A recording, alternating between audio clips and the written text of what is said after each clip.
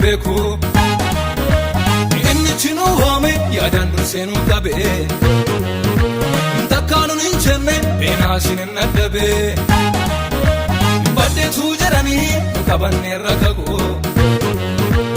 inni du'a labsa ebane kumbeku inni chinu hame yadan senu tabe takanun inchenne benasin nadabe Jalatira, Jalate Wakayo, Jalatira, Jalate Wakayo, Jalatira, Jalate Wakayo, Jalatira,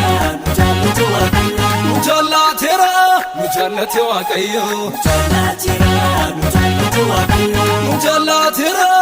Jalate Wakayo, Jalatira, Jalate Wakayo.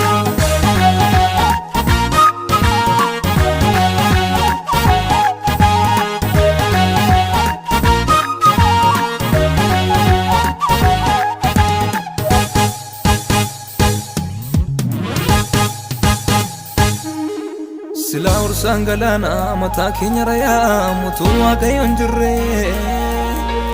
elkedi no taolle mtiya safisan figu gooftaatu nu barare fayyatti nu liqimsuuf yemmuu dinni garmaamsu nuufisee tabbabase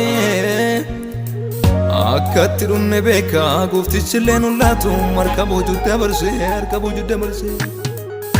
Isa dhaabateme iddoo irreena keenya eegaa kaaraasa birmadummaadhaan keenya nama taasise gargar kutee galaana arras nuuf jira maal akkamiin nu gana isa dhaabate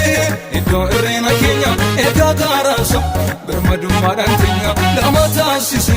gargar kutee galaana arras nuuf jira maal akkamiin nu gana arras nuuf jira maal akkamiin nu gana boris nuuf jira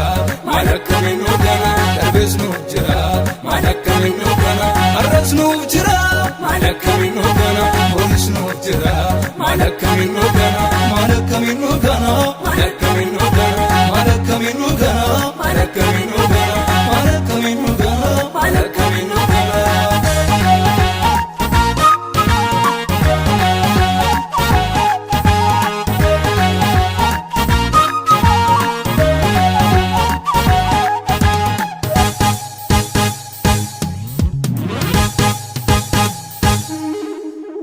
Kenya ballisem gomatutti jajamsem kuno dirret no yase